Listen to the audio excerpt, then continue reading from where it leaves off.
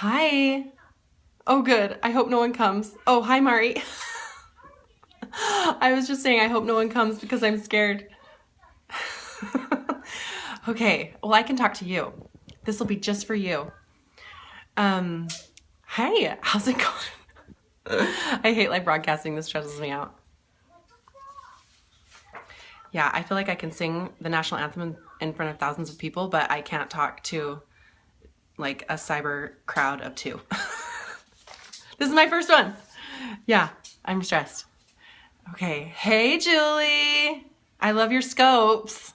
You inspired me to start. I am stressed. Okay, well, the three of us, we can have a little circle. Oh, hi. See Middendorf 1. Okay, I think I'm just gonna dive right into this. So this is my first scope ever, and I think I was just overthinking it for too long. Hi, Cam. Are you a girl? Girls only.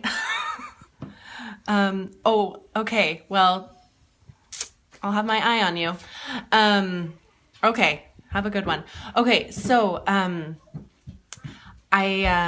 excited to scope, and I wanted to have my very first one be about what I've done after I have had my third baby to not only survive, but to sur-thrive. I was a pretty big stress case after my first two babies, and I think I just must have learned the ropes or something, because after baby number 3, even though it's been so hard and harder in other ways, I have really never felt better after having a baby. So there are things that I want to share with you that I have contributed to that. This is not considering postpartum depression, which I have struggled with before, and these aren't ways to avoid that, because I feel like that is just hormonal and you just need to do what you got to do to take care of that. So these are things to help kind of outside of the postpartum depression realm. These might be able to help you if you are struggling with that as well. But first and foremost, take care of yourself and get the help you need to cope with that, because that is real and it's a big deal. And yeah, just take care of that because you're not alone there. Okay, so I have 10 tips here, plus a bonus tip at the end. And hi guys, thanks for coming. So I'm talking about tips to sur-thrive after your third baby. The first tip that I'm going to share with you, I would tell everyone, at least every woman, to do in every situation, no matter where they're at. This is a gift you can give yourself. Don't weigh yourself. I used to be obsessed with weighing myself. I probably was addicted to it. I couldn't control myself. And I got a little healthier in my relationship with food and with my self-image. And I decided, you know what? I never need to weigh myself again. What is the point of that? I could be feeling great. My clothes could be feeling great. And then I'd weigh myself and I'd immediately get depressed. It's like that number just had way too much worth. So when you have a baby, your body changes. Hi, James. Say hi. And and your body will change for the next year at least. So I just don't think there's any value in weighing yourself and just letting that stress you out. So I have just strictly gone on how I feel and how my clothes fit. And I guarantee that if I did weigh myself, it would be more than I feel like I weigh. And I would be depressed. So that is not going, I feel like I never need to weigh myself again. Why would I do that to myself? I try to be healthy, and that's all I need to feel good. So number 1, don't weigh yourself. Number 2, if you choose to nurse, or if that's something that you can handle, my number 1 tip for nursing would be do it wherever you want. Don't overthink it. If you feel like you want to be discreet, go for it. But if it's between feeding your crying baby and being discreet, feed your baby and don't overthink it. I didn't nurse very well with my first 2 babies, and I thought, oh, I just can't nurse. Like, I'm just not a nursing mom. But then with my 3rd baby, I got some amazing advice from a darling friend who just helped me realize, like, I'm overthinking it. And 100% no guilt over formula. 100% no guilt over formula. I love formula feeding mommies. And so do their babies. So I would just say, if nursing is the route you're taking, don't be stressed out about trying to find a place to nurse or to not make people feel uncomfortable. I have nursed on an airplane in between 3 men before, and I was apprehensive at first, but then one of the guys was like, oh, my wife's having a baby in 2 months, and it opened up a discussion about it. Anyway, so I would just say, don't let nursing situations stress you out. Just do it when you have to do it. Number 3, figure out what is a best way for you and your family to maximize your sleep at night. And for us, for example, it has been to co-sleep. And actually, so how it started was, we have a spare bedroom that's kind of an office and storage space, but we just put a mattress on the ground in that spare bedroom. And I slept on the mattress, and then next to the mattress on the floor, I put a little, what's it called? Changing table mattress pad. And this was when my 3rd baby was like days old. So he wasn't rolling around. He was just kind of a cute little blob, right? So I put it on the floor right next to me so that I could pull him over and nurse him, plop him on, like push him back over. And there was really I saw no risk in it, and I felt really good about it. But then we kind of transitioned to me sleeping in the king size bed with the baby, and John slept in the spare bedroom on the mattress. So that has helped immensely. My youngest is now sleeping in a cradle, but for the first 4 months, it was amazing how much that helped to just not have to get out of bed every 3 hours and nurse and then put him back. And anyway, some people can handle that. For me, depression and sleep deprivation, there's a very fine line. And so I just had to do whatever I had to do to maximize my sleep at night. And the co-sleeping really, really helped. But there are other options as well. There's co-sleeping cribs. If you're worried about co-sleeping, that wouldn't help you sleep better at night. So just figure out what works best for you and your family to maximize sleep at night. Okay, number 4. This kind of goes in the same vein. It's about sleeping again.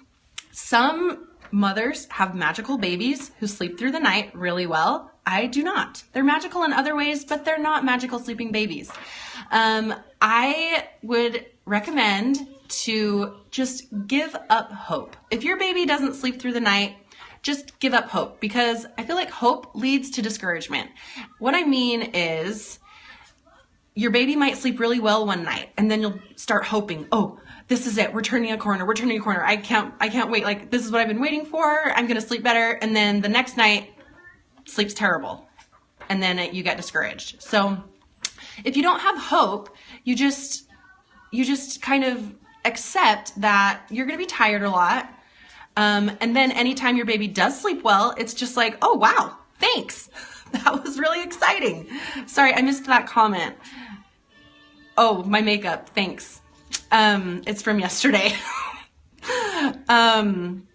So just don't have hope in the sleeping department, and just be grateful and thank the universe for any gift that your baby gives you in the sleep department. Okay, number 5. We're on number 5. We're flying through these. So I have 3. Oh yes, don't compare sleeping habits. Yeah, like across families or across your own kids. My 3rd baby is a better sleeper than my other 2 babies were. And maybe it's because we've figured out what works for us to get the most sleep at night.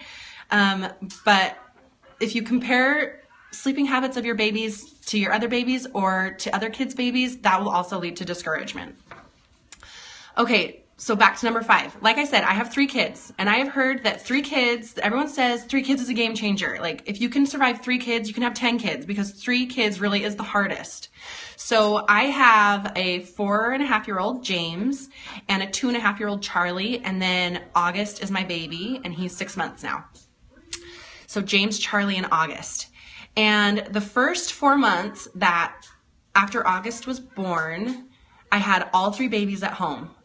And it was a dark time. It was wonderful in some ways, but being responsible for 3 tiny babies, it can stress you out on so many levels, but also it stresses them out. And even before my 3rd was born, I was looking into preschool programs or day programs for my oldest. And we live in the Bay Area, and for some reason, people here think they can charge $800 a month for preschool. Some people can afford that. We cannot. So it turned out to not be an option for us.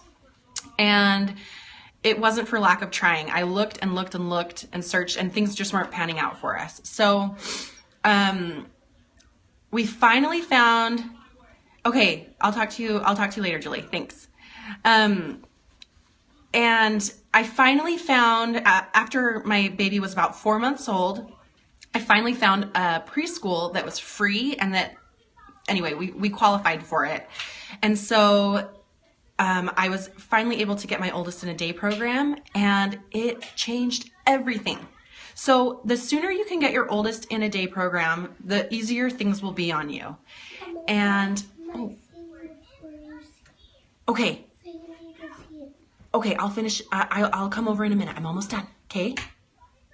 So not only was I less stressed because I had less responsibility during the day, but James, who was at the preschool, he somehow like turned into this amazing, perfectly well-behaved little kid because of what preschool was teaching him. He needed an outlet, and I needed less responsibility. So it worked out for everyone. So the sooner you can get your oldest in a day program, the easier things will be on you.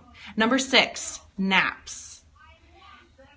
I know everyone says nap when your baby naps, but for me, it wasn't only nap when your baby naps, it was get everyone in your house to nap at the exact same time with you.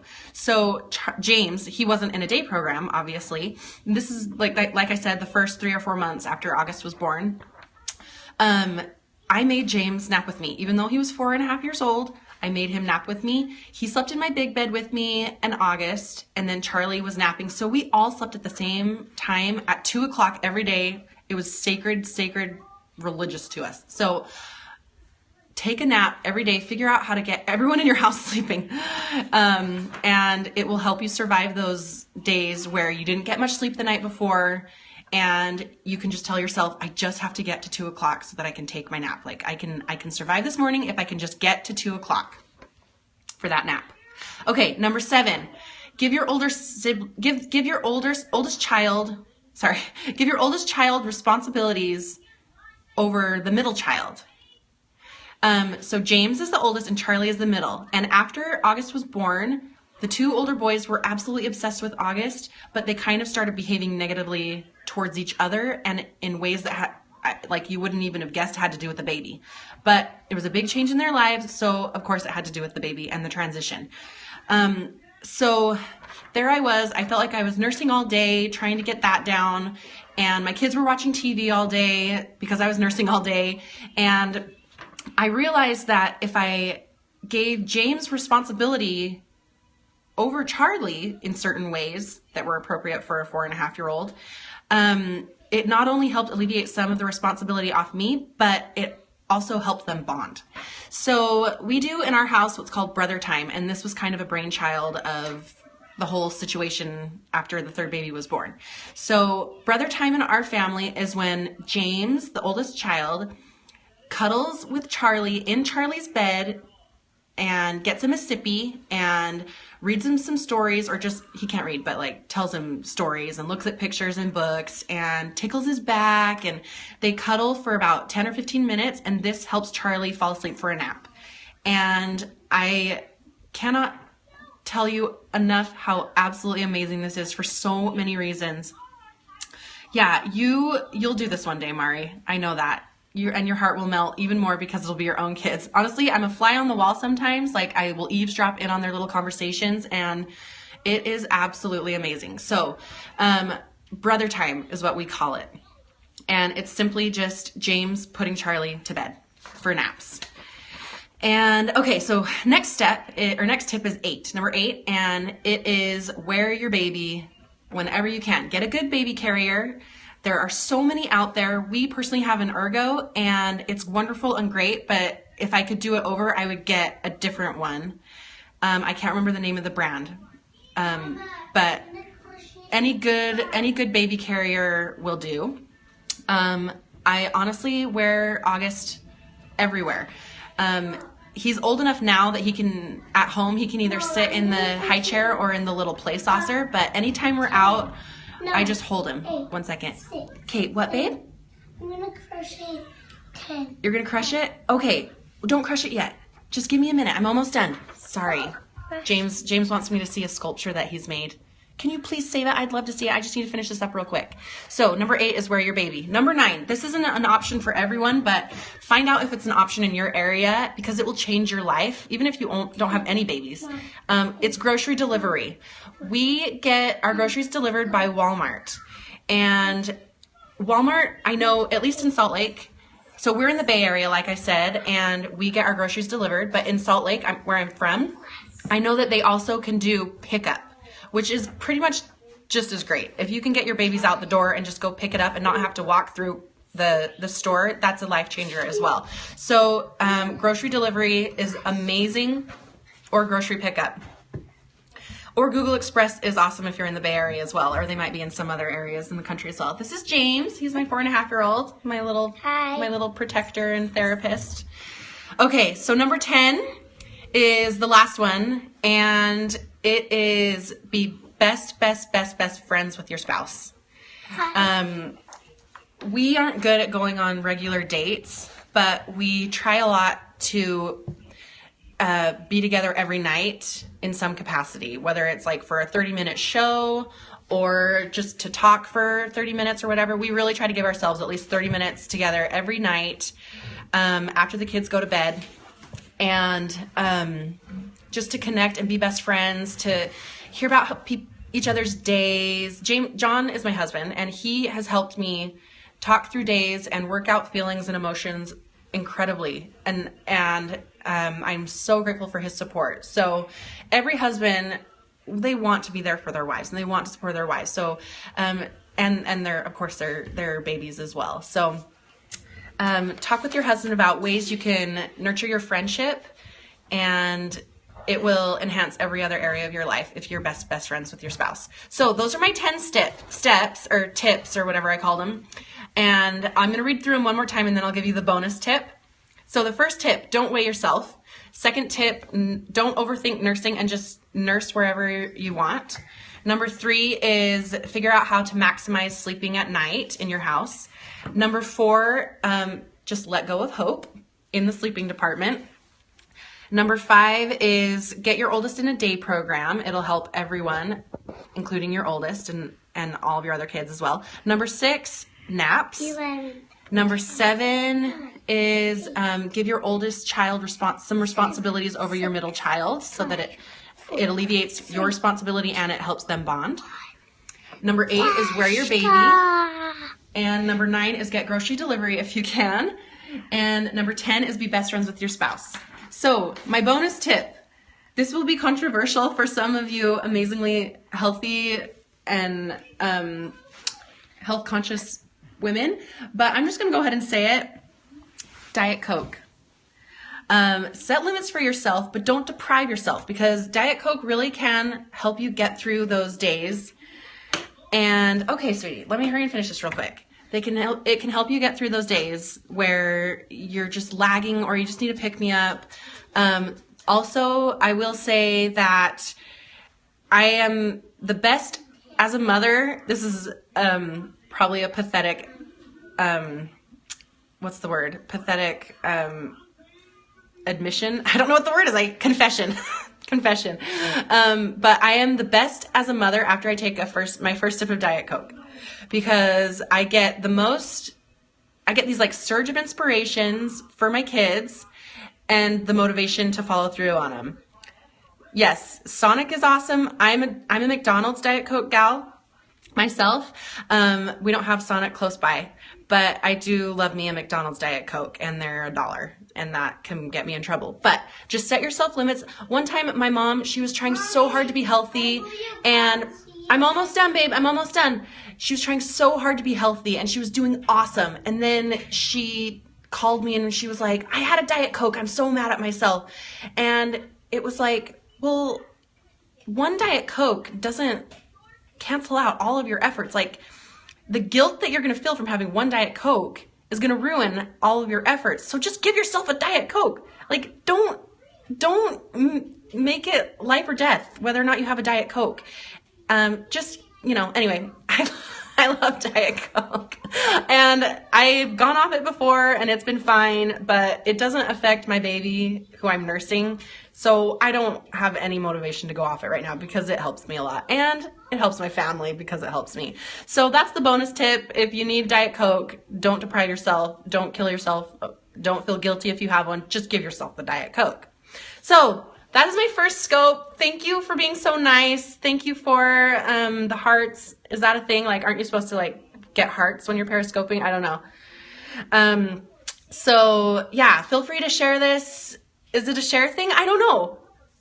I'm just kind of barely getting into it. Can you share it? If you want, I bet you can figure out a way to share it. I know it replays for 24 hours. So yeah, tell people if they are having a third baby and really struggling with their third baby, it can be managed. And yeah, so thanks, you guys. Swipe right or up. Me? Do I swipe right or up? Anyway, sorry.